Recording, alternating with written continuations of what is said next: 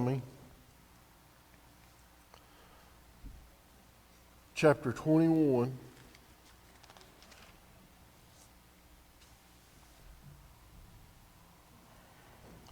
And it's giving us some more rules to follow.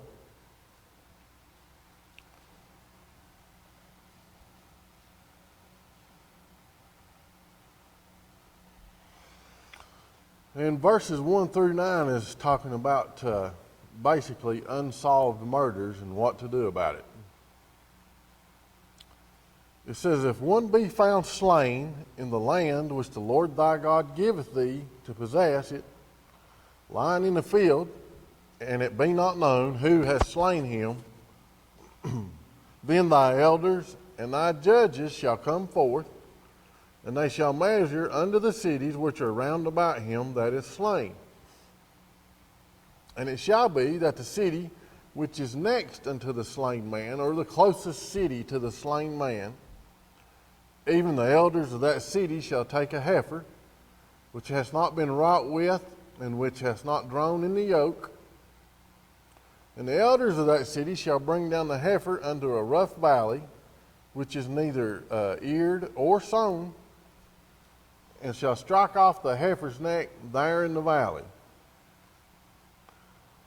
So if you find a body and you don't know what happened to it, why it happened, or whatever, you go to the closest city and get those elders and a heifer, which hadn't been in the yoke, which hadn't done any work, and they'll bring it down to a rough valley. Well, that only is in Deuteronomy. That I looked at that, and it's only in Deuteronomy.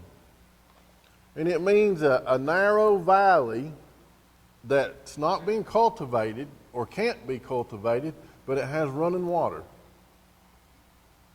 Okay?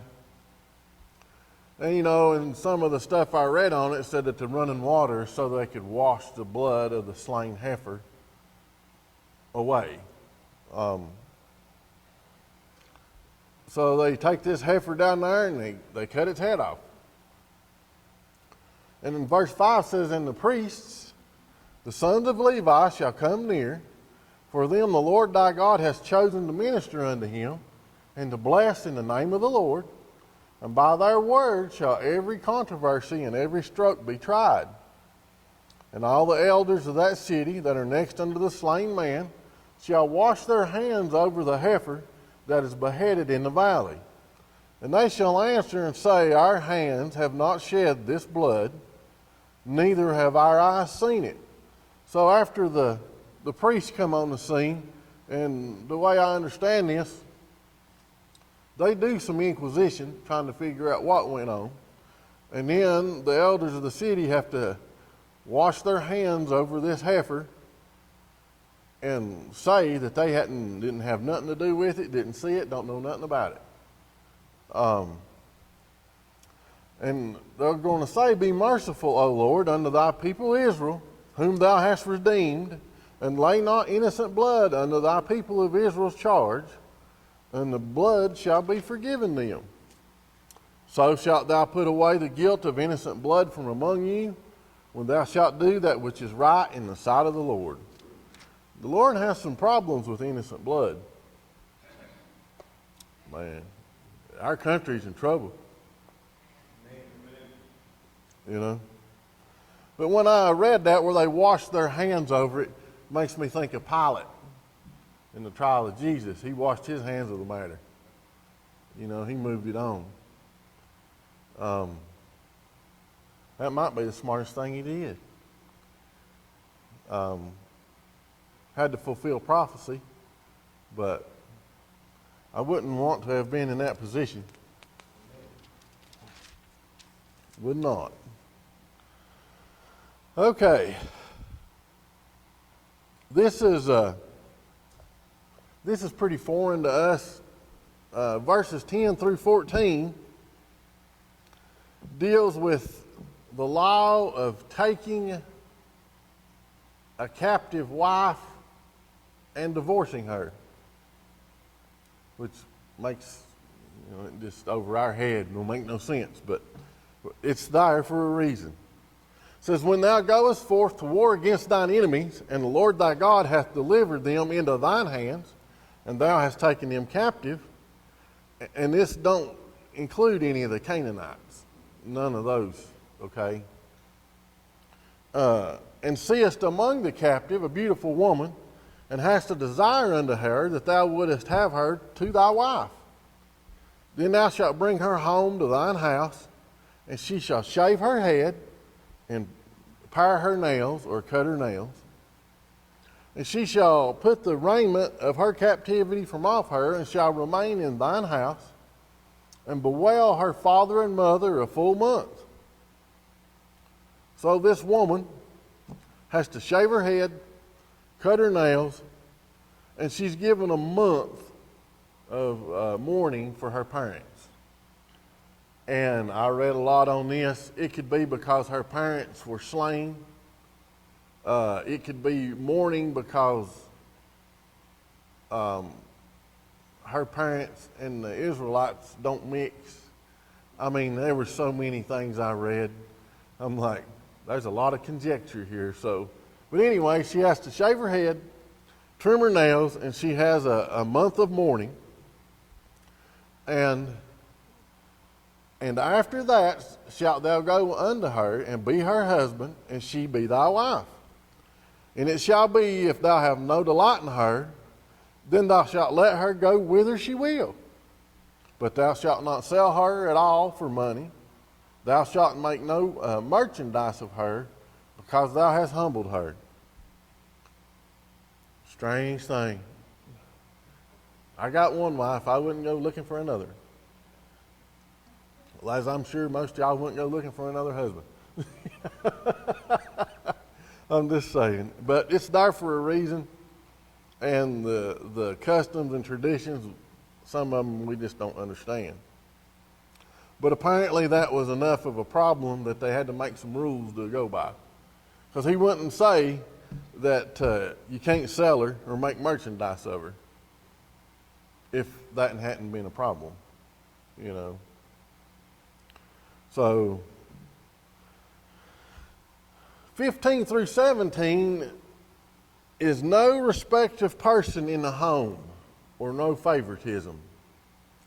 And we don't understand the rule of firstborn so much as the society here did. The firstborn got a double portion, okay? So you couldn't show favoritism, and we'll read it here. If a man have two wives, one beloved and another hated, and they have borne him children, both the beloved and the hated, and if the firstborn son be hers that was hated, then it shall be when he maketh his sons to inherit that which he hath, that he may not make the son of the beloved firstborn before the son of the hated, which is indeed the firstborn. But he shall acknowledge the son of the hated for the firstborn, by giving him a double portion of all that he hath, for he is the beginning of his strength. The right of the firstborn is his. So like I say, we don't so much recognize that, but these people, the firstborn, got a double portion. So you couldn't show any favoritism. You couldn't be swapping around firstborns. The first was the first. So no favoritism, no respecter of person. And you think about how the good Lord has to work that out. All of us, you know, says there's no respecter of person, you know.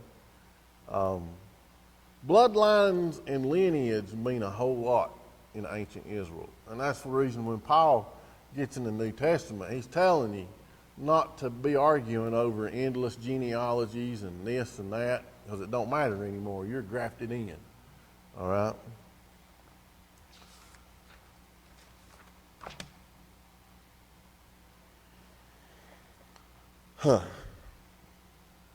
verses 18 through 21 is dealing with rebellious sons.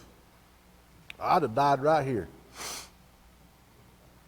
It says, if a man have a stubborn and rebellious son, which will not obey the voice of his father or the voice of his mother, and that when they have chastened him, will not hearken unto them, then shall his father and his mother lay hold on him, and bring him out unto the elders of his city, and unto the gate of his place.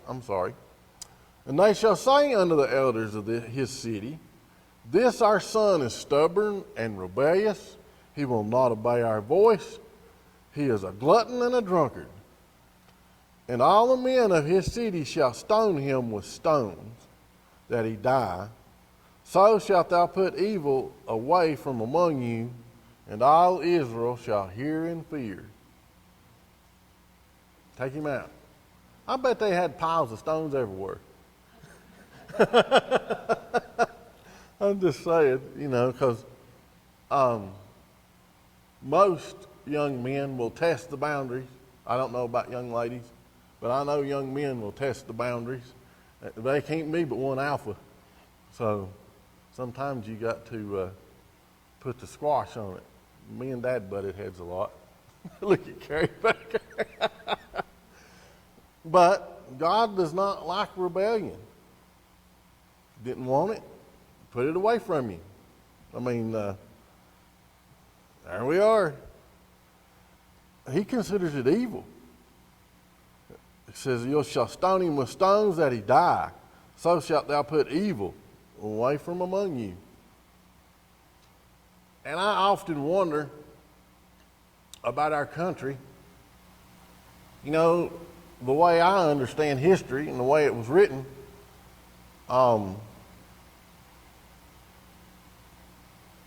we broke off for freedom, but really it was an act of rebellion. The way our country was founded.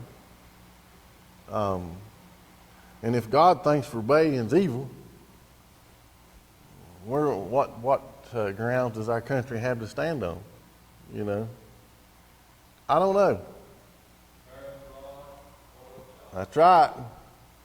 What's it say? Mischief dwells in the heart of a child, but the rod of correction will drive it far from him. My mom lets you choose your own rod. Go get me something that'll work. Hey, and I'm better for it,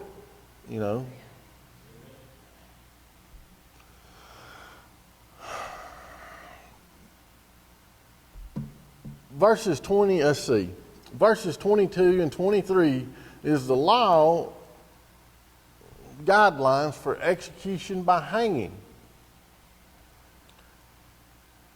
So, let's just read it. And if a man have committed a sin worthy of death, and he be put to death, and thou hang him on a tree, his body shall not remain all night upon the tree, but thou shalt in any wise bury him that day. For he that is hanged is accursed of God, that thy hand be not defiled, which thy land be not defiled, which the Lord thy God giveth thee for an inheritance. Let's go to Galatians chapter 3. Could this be a foreshadowing of Christ? Pardon?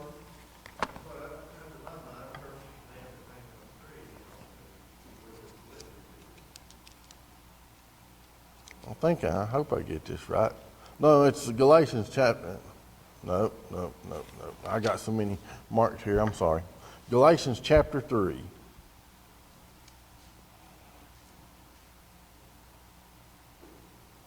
Starting about verse 13. It says, Christ hath redeemed us from the curse of the law, being made a curse for us, for it is written, Cursed is every one that hangeth on a tree, that the blessing of Abraham might come on the Gentiles through Jesus Christ, that we might receive the promise of the Spirit through faith.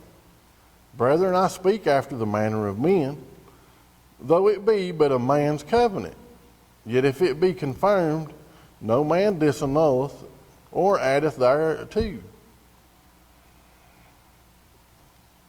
Could this be a foreshadowing of Christ?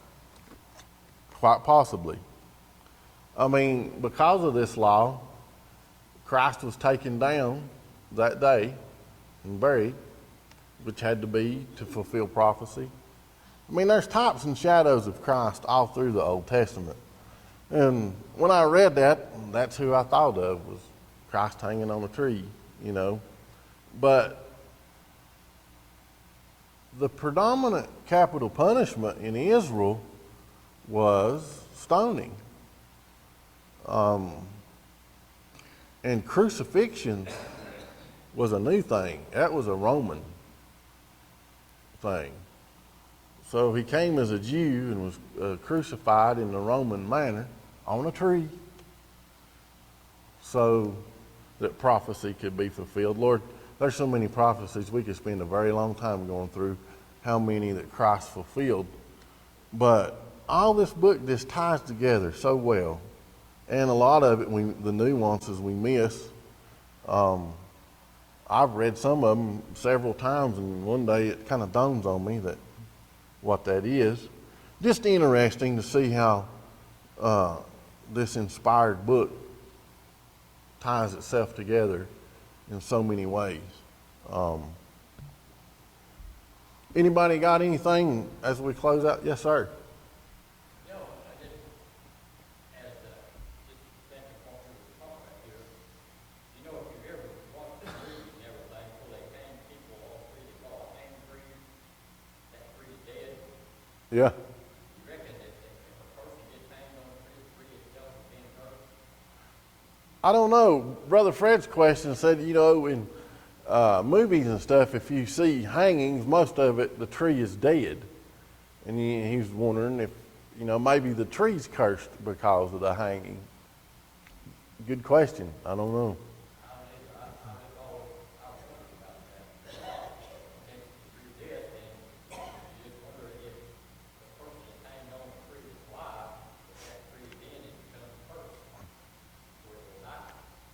I don't know.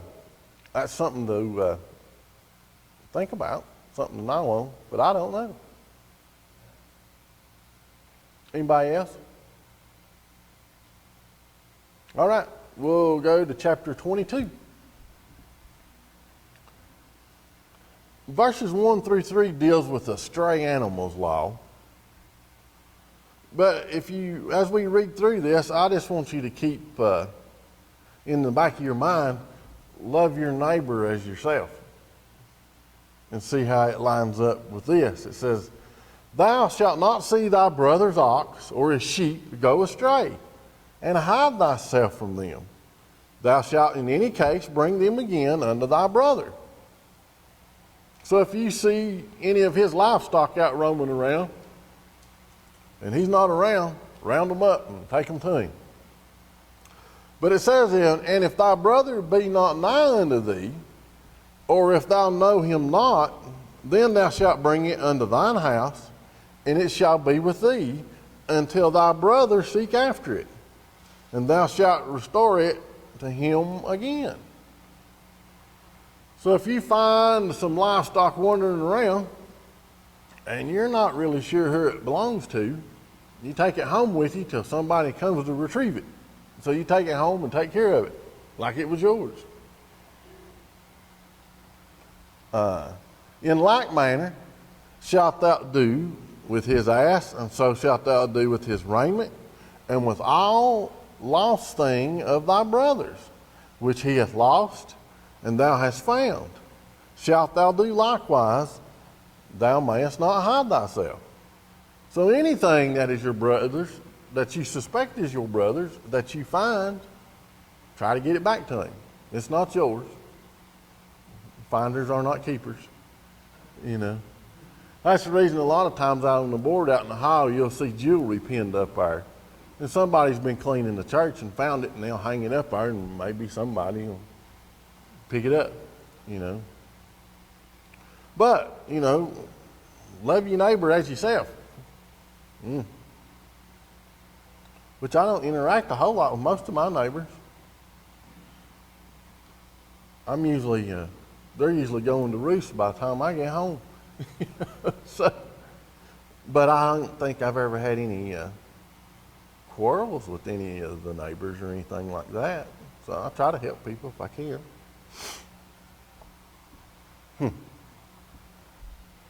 Verse 4, thou shalt not see thy brother's ass or his ox fall down by the way, and hide thyself from them.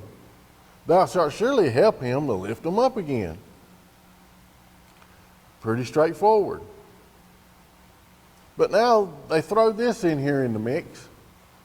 The woman shall not wear that which pertaineth unto a man, neither shall a man put on a woman's garment. For all that do so are an abomination unto the Lord thy God. As far as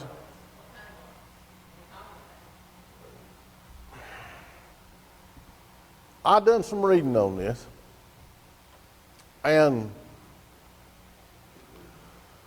let me get it straight here. The men, these are the pagan countries, the men would dress like women and worship Venus, okay? And the women would dress up like men in war costume, breastplates, like they're ready to fight, and worship Mars, the god of war. But that's, this can carry right on over to today. I'm not going to be up in here in a dress and heels teaching Sunday school, Yeah.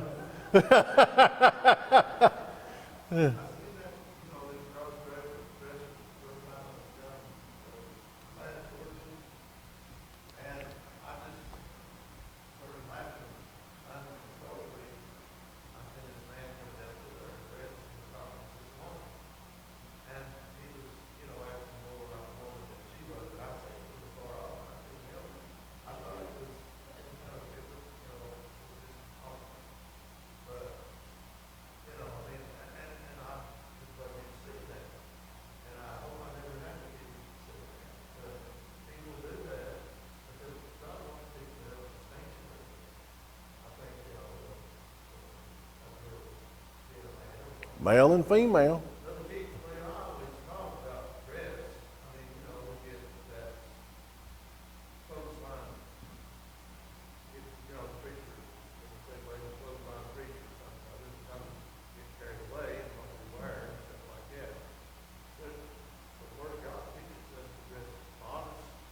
Modest apparel.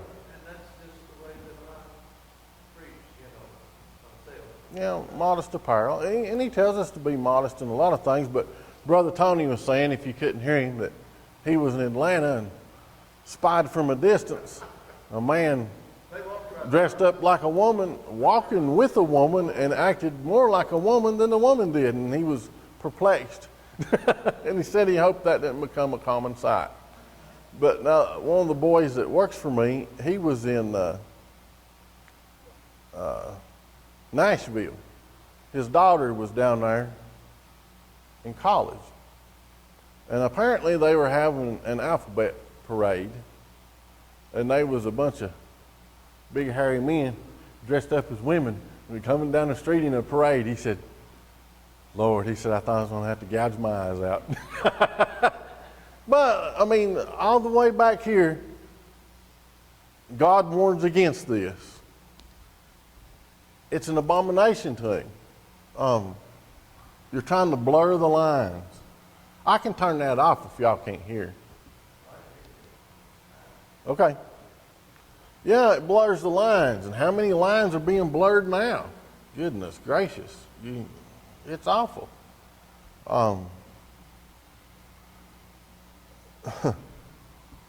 For all that do so are an abomination unto the Lord thy God. It's one little paragraph, one little verse, and it covers a multitude of wrong. Yes, sir? Abomination at that time. But today, society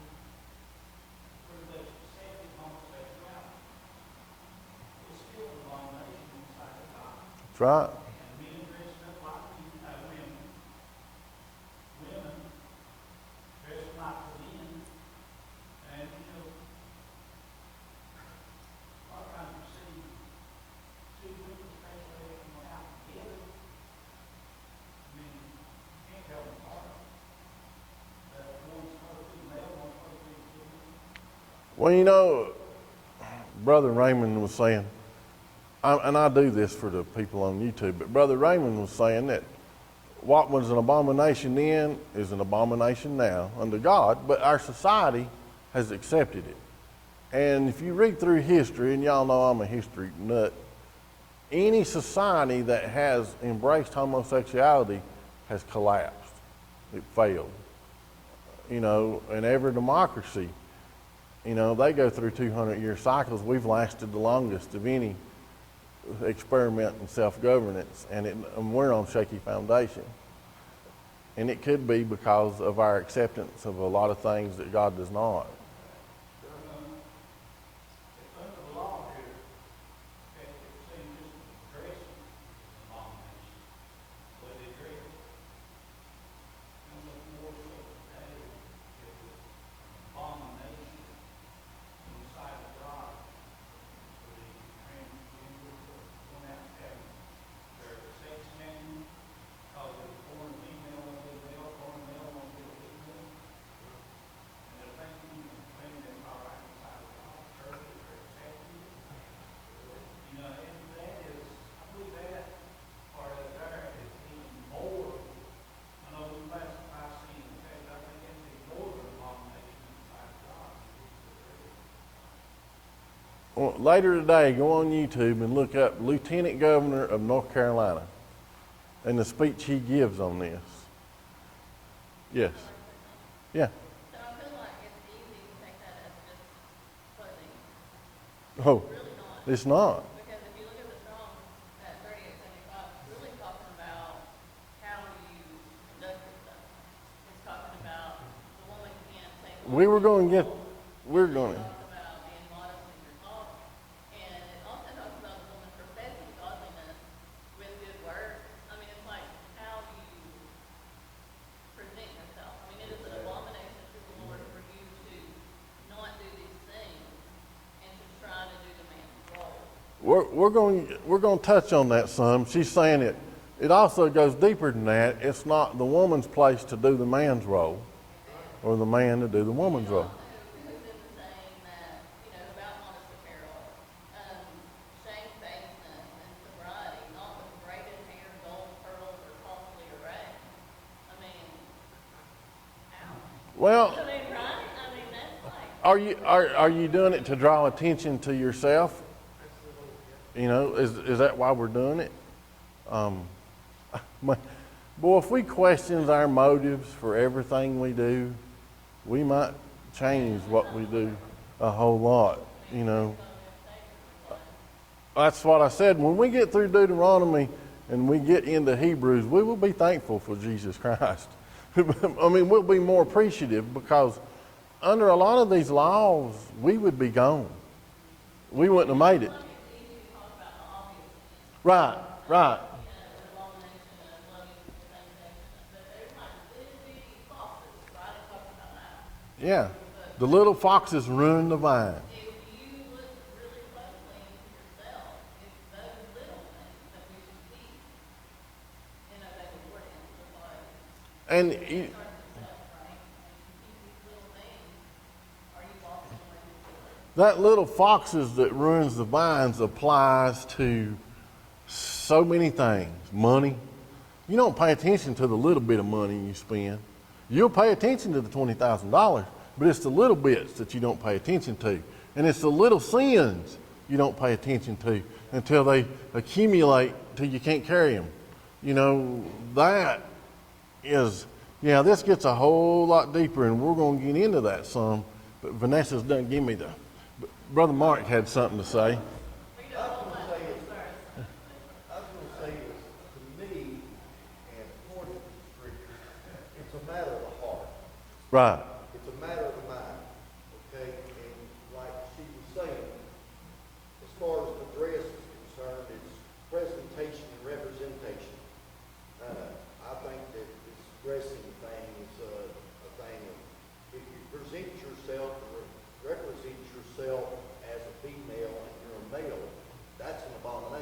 Right. If you do the same thing, represent yourself as a female when you're a male, that's an abomination. And it's in your mind and in your heart is what counts. I mean, but as far as like, for instance, a woman putting on a pair of pants, I don't see that as an abomination. I don't either. But I don't because she either. still represents herself as a woman. Right. You know what I'm saying? Well, it's when you blur the lines, and I have to sit there and turn my head and try and determine if you're man or woman. You know, and Brother Mark's saying it's a matter of the heart. If you are a man, and try to present yourself as a woman, or a woman and try to present yourself as a man, that's an abomination. Well, let me take it a step further. If you present and claim yourself to be a Christian, and you do not conduct yourself in that way, Lord. And you know, it says that you shall not use that you won't use the Lord's name in vain. Well, that's not just cursing. That is claiming to be something, and you do not represent that something. Okay, that's some hard stuff, but hey, that's the way I look at it. Yes, Brother Raymond.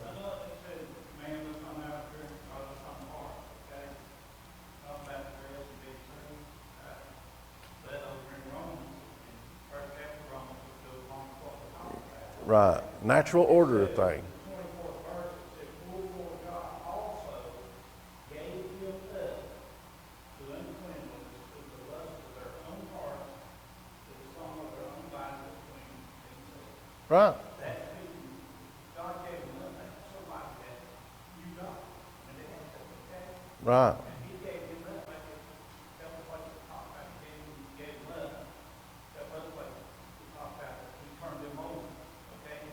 One that he turned them over to a reprobate mind. That they believe a lie and be damned. They would believe a lie and be damned. Right. And he turned them over to the reprobate heart. They turned away from God. Well, I know that some of them never knew God's heart. just in light of that scripture right there, look at the world at large and the condition that it's in. Man, it's sad. Well, you know, we tend to classify a lot of sin. And some of it's in your face, blatant, you know. But man, God don't, yeah, you become accepting of it, numb to it. But there's, everything starts here with me. And then maybe I can help something else, but it has to be me first of all, you know. So, go ahead, bud. Her pastor in a large congregation, he was on YouTube, I was listening to John Carson, maybe heard him. He was talking about baptizing, and he baptized this person, and he baptized her as a woman, but he knew something was wrong.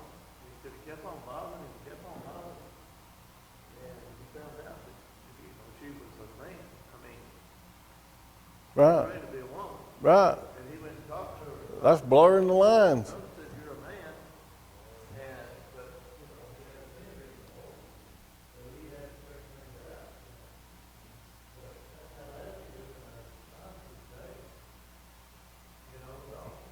Well, I'll close on that. Look up the Lieutenant Governor of North Carolina in the speech he makes. And he says, you can get made up, you can get dressed up, you can get cut up, but you cannot change what the good Lord made you. You know? Yes, sir.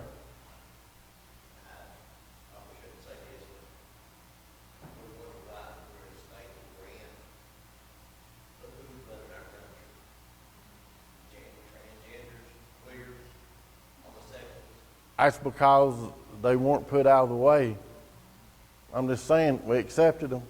You know, they recruit people. And a lot of them have a lot of money. But like I say, that's just something that's in your face. There's so much. I mean, can you imagine what America smells like to God? The stench. You know, and there ain't no sweet smelling savor going on there, I'll tell you. we'll stop right there because it's going to get even more interesting next week since y'all interacted with that so much. It's going to get very interesting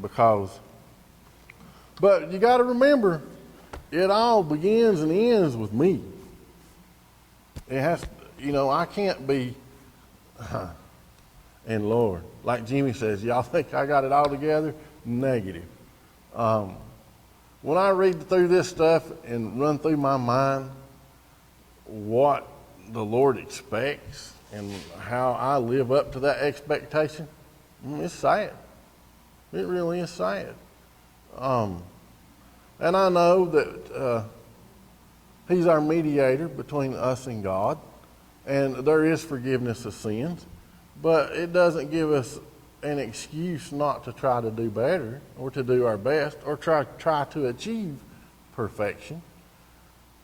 Lord, I might get something beat down over here and I got another fire started over here. So, it's just a struggle. This flesh and the things around us, it's just a struggle. But we'll hang in there and pray for one another, and we'll do the best we can.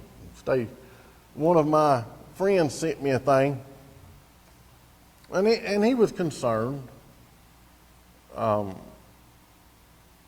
about the state of things, and I just said, stay prayed up. And he said, my faith feels weak. I was like, well, you need to be around people that have some faith. And we'll get into that next week because it addresses this thing. But we'll stop right there and pick up, we'll see what we pick up on next time. But